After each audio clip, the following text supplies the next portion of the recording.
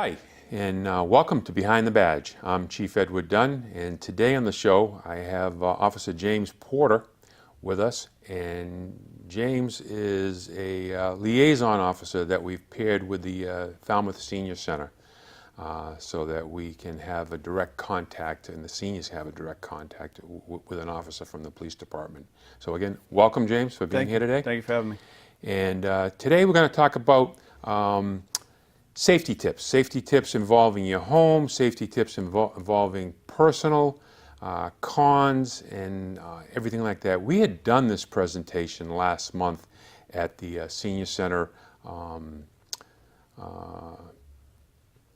They had a fair, was incorporated safety tips from the police department as well as safety tips from the fire department. And we thought afterwards that, this would be good to share with the whole community, because this doesn't just affect seniors, it affects everybody. So we can maybe start talking a little bit about personal safety tips, James. Yeah, certainly.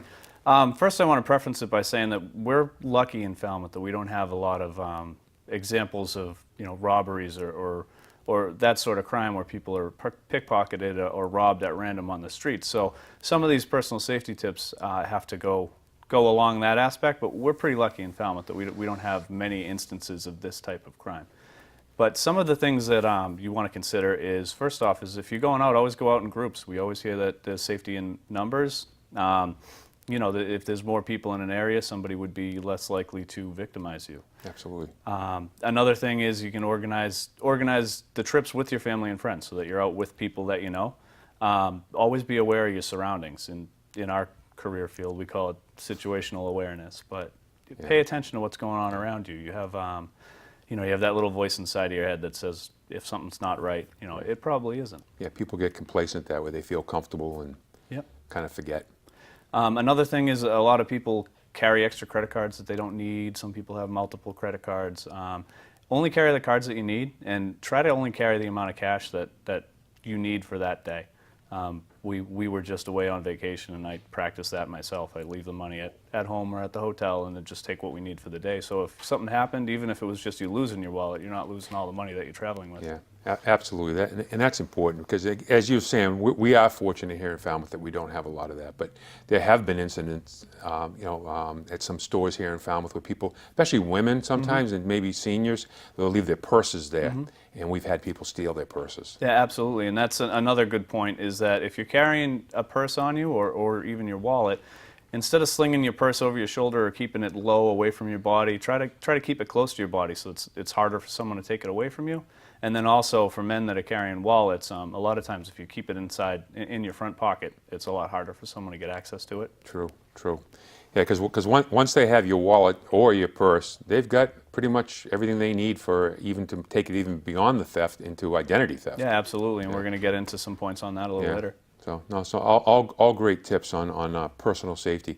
And like I say, it's we're fortunate here, but you travel, you go to the city, you go wherever. So these are all good points. Absolutely. That's excellent. How about for the home, people's homes? Because that's one of the big pieces. Again, we're fortunate right now that we don't have a lot of home burglaries going on.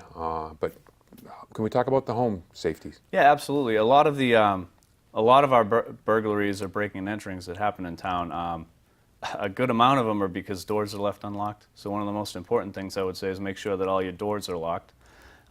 With that comes along, a lot of people forget about their bulkheads. We go to a lot of alarms in town, and a lot of times that's the door we find unlocked is the bulkhead door, and a lot of our capes have access right into the house from the basement. Sure. On top of that, keep in mind your garage doors as well. If you park outside, you want to make sure that your garage door opener isn't right on the visor there where somebody can see it, because a lot of times people also leave their car doors unlocked. We get those cars broken into, but if your garage door opener is there, then they have access to your house by just pushing that button. And we have had a lot of car breaks throughout the years, and people will call us and tell us, my car got broken into. Technically, it got broken into, but it wasn't locked. Right. And I think sometimes people feel that it's their vehicle, it's in their yard, it's safe. We even find, and it's more in the seasonal pieces where people start tucking wallets under the seat or leaving the purses, and then computers and cameras. And we really try to get that message out there. Please lock your car. Yeah, absolutely. And like with our house as well, with our house breaks as well, the majority of our cars that are broken into are doors that were left unlocked. People, for the most part, aren't smashing windows because they don't want to make the noise and attract the attention. In fact, I remember a few years, it might have been a few years ago, that when we had a rash of these going on, there was actually some home video happened right up in Falmouth Heights. And I remember seeing on the video where this group was dropped off in the area, and you could see them going around trying door handles. And if the door handle was locked, they went on to the next car. Yeah, absolutely.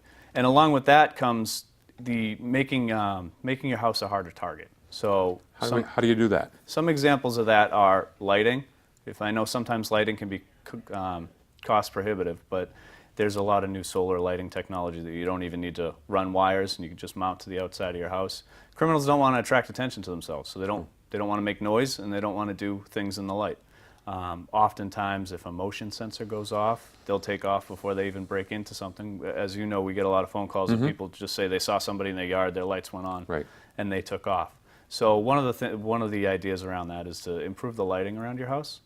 Another example, sometimes people don't lock their second-story window because they figure who's going to break in the second story, but then they have a ladder sitting outside in their yard or next to their shed or whatever. So you want to make sure that both your second-story windows are locked, and that if you have any ladders or something like that, they're either hidden or secure so that somebody can't gain entry to your house. Yeah.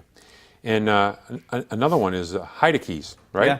Because people are creatures of habit and don't really hide them well. Right. So how would you best handle that? Maybe give a key to a friend or a neighbor or something? Yeah, I think the best bet there is to give a key to your neighbor or your friend or somebody that has access to it. If you're eligible for the Knox Box program, which goes through the senior center, that is when they put a secure box on the outside of your house that the fire department has keys towards. That's usually in case of like a medical emergency, the fire department can access it, but the police department can also use it if it's an emergency situation. We want to check on, say, the person's welfare on the inside. Right. Yeah. So that's also an option for people to consider. Yeah, and that's a good one because often we do get welfare checks, and if we have to break into the home, we try to break in without as much damage as possible, small window panes and things like that. So if they had a Knox box on the house, you're right, we could gain access without doing any damage to the home. So those are some great tips. That really is. Let's talk a little bit about fraud, cons, or scams, because we're all getting these phone calls and we've all heard stories, but it still continues. Absolutely. What do you how can we help out with that? Well, I think the biggest thing that we could do is make sure everybody's aware of it, so they're not taking advantage of it. And we have a slew of these going on in town. We do. Some of them revolve around telephones, which we'll get into some of those. And so some examples of some telephone scams that I've seen or that we've had in town is, first off, the tax scam is going on. It usually ebbs and flows with tax season. Right. But typically someone will call and purport that they're a member of a police department or a law enforcement agency and that you owe money on their taxes, and they're going to send somebody to arrest you or issue a warrant for your arrest if you don't pay them money. The IRS doesn't call you. They send you something in the mail if it's legitimate. And also, a lot of times these people that are pulling scams over the phone, they ask you to get paid in gift cards, and you need to ask yourself what reputable business source of any type wants you to send them Walmart gift cards to make payment. Especially the IRS. Yeah. Along with that, another phone scam we get a lot of is the family member scam or the grandparent scam, where somebody sounding young on the phone will call, and usually this is targeted towards the elderly, and they'll pretend to be a grandchild, which a lot of the information about this is available online. People can find out all sorts of information about you, so they could probably find out that you have a grandson named James, Right. and they'll call and they'll pretend that they're James and they're locked away in a police department either in the United States or outside of the United States, and that they need bail money. And they'll try to convince you to send money, wire money over to them so they can get out for bail. I had one of these within the last couple of years, that the poor woman was so convinced that it was her grandchild that the bank actually called us because she was down at the bank trying to wire money. And it was really hard for me to convince her that it was a scam. She would rather lose the money and know that her grandchild was safe than to risk it being real. And it eventually ended up being a happy ending to that story. But these people can be very convincing, and people can get taken advantage of. And it's not just the elderly that No. this happens to. We see a lot. I don't know that we've had as many in this town, but there's also online scams for dating websites where people get into a relationship with somebody online, and usually the pictures and the information that they're looking at aren't real. And a lot of times this is male perpetrated towards females, and they'll get into an online relationship and then start asking them for money, and they become financially exploited through that route. Right. So that's another one that happens fairly frequently throughout the country. Yeah. Usually if it sounds too good to be true, it really is too good to be true. Absolutely, and that's something we all grew up hearing, but Right. it's really true. I mean, Yeah. everyone knows what you can expect out of life, and if something seems too good, Yeah. I mean, When the callers say, if you send us, a few $1,000s, you have a chance of winning $1 million. Right. It doesn't happen that way. Yeah. So, but that's something that really everybody really needs to be. And it's amazing as long as it's been around and it's been happening, we run into it often. yeah, absolutely. so- Another scam, and this one isn't over the phone, but a lot of times you need to be conscious of contractors that are coming to your house. If they come to your house asking to do work for you, usually if I need something done, if I need my roof done, I seek out somebody. Right. You don't expect somebody to be driving around your neighborhood and say, hey, it looks like you need your roof done. I can do this for a really good price. So you want to make absolutely sure that the people that you're dealing with are legitimate. One way is to check their identification. Most legitimate companies will have some type of identification if they say they're from the water company or from Verizon.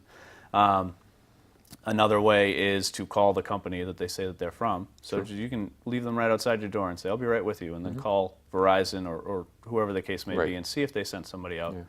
But back to the contractor part of this is that if somebody's going door to door and saying, we can seal your driveway or something to that effect, you need to be a little bit leery, because a lot of times they'll either not use quality material, or it'll be some type of scam to get money out of you that they're... And a lot of times, like you say, if it's a legitimate contractor, some will want money up front, but a lot of them don't. I mean, they'll do the work, and then you pay the bill. Yep.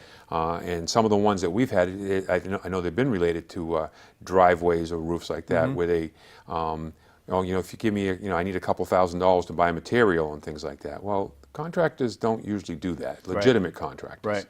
And they can also call maybe the Attorney General's office or something to that effect, right, and report it. Yes, and the other thing with contractors that is a tough situation is, depending on the specific facts, is it might not be a crime, it might be a civil issue Right. that the police department would have limited power to enforce. And that's, that doesn't apply to every situation, but when you deal with business dealings and contractor-related things, sometimes you fall into that area where you're going to end up spending more money going to small claims court or going to court because the police department can't step in on that type of civil crime. Right, but we would still want the individuals to report it to the police department so that we become aware of it, so that we can put that information out to other citizens in the town that this is a scam, and protect other people too. Absolutely. But you're right.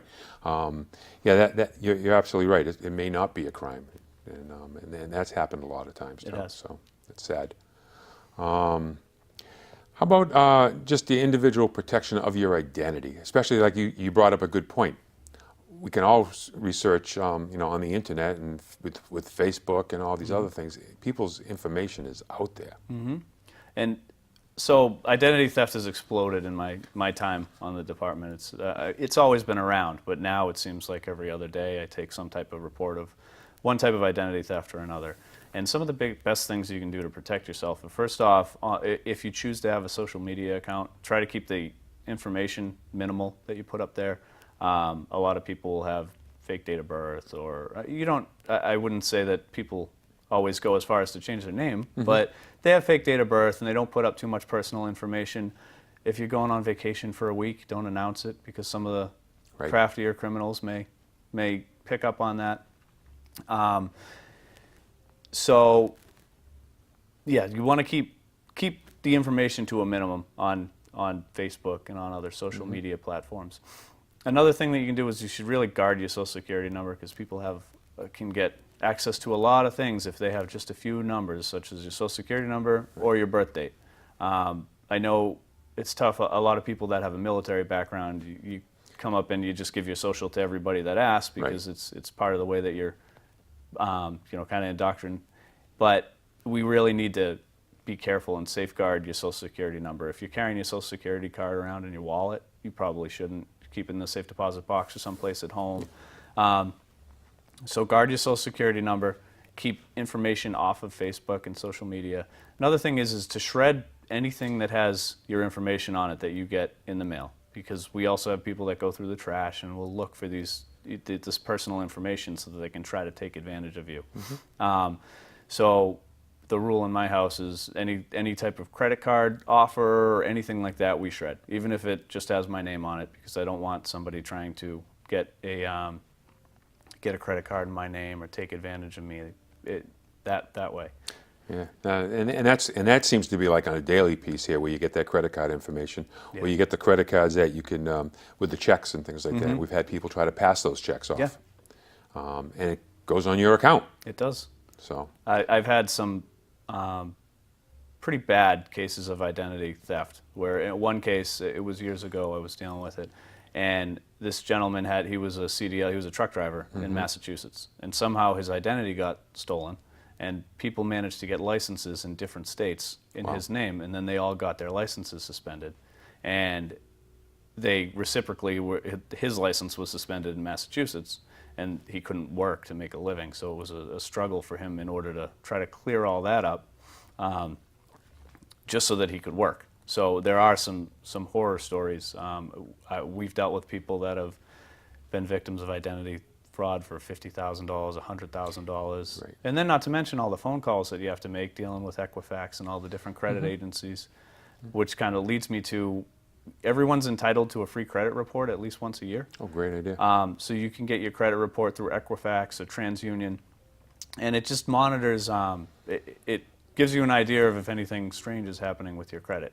I was enrolled in a credit monitoring service at one point in time because I was a victim of identity theft. It wasn't anything significant, but the credit monitoring service that was provided for me was it worked really well. Anytime anybody tried to use my credit, it was always me, but anytime I used my credit, I got a phone call and I got an email that said, "Hey, is this you trying to use this?" So that's also something that people can consider. That is a billed service, and there's different services that offer that. But I used it for about a year, and it worked really, really well for me, as far as being able to monitor it in real time. Yeah, that's great. You're right. And I think I had gotten a phone call one time from a credit card company, one I hadn't used in a while. So the credit card companies do monitor it. They do. And do monitor the different type of spending. So yeah, those are all great tips to keep everybody safe. And that's what this is all about, is safety on everything. Because in today's world, somebody's always trying to do something, unfortunately, to scam and get something for free. Yep. Yeah. Any other suggestions on any of the topics, or? I think that's about it for today. I think it's some great safety tips for personal safety, to keep you safe as you walk around the communities and go to restaurants or stores and anything like that. I think one of the best things that you said in that piece was, if it doesn't feel right, then leave or take some other action. So that's great. The home. One of the other things too on the home, you talked about the lighting, is that I know when we've had B&Es, is sometimes your house gets overgrown with shrubbery and things like that. So it's landscaping, it's lighting, locks, good security pieces, and maybe even sometimes alarms. And along with the landscaping portion, just as far as your emergency response is concerned, the fire department, the police department, make sure that the number on your house is legible, clear, preferably illuminated, because when we're trying to respond for some type of emergency at your residence and we can't figure out what number 32 is because maybe nobody in your neighborhood has numbers, or they skip around, or you have one of those lots that's in a weird location and not where you would think it is, it's really important and really helpful if you can have large illuminated lights on your house for us in the fire department if we're trying to respond for some type of emergency. That's probably one of the best tips going there, especially for the fire department. And us. I mean, if we're getting the phone call for an emergency, we want to be able to find the right house right away. Yes, sir. But especially on a medical emergency, it's really important that the fire department knows where they're going.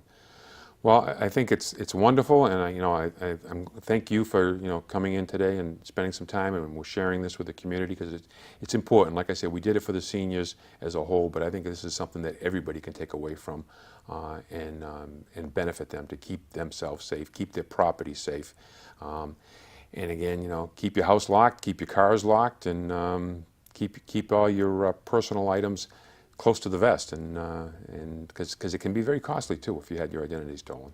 Absolutely, it can. Well, thank you for having me. I appreciate it, and any opportunity we have to get this information out to try to help people out is positive. Good, thank you.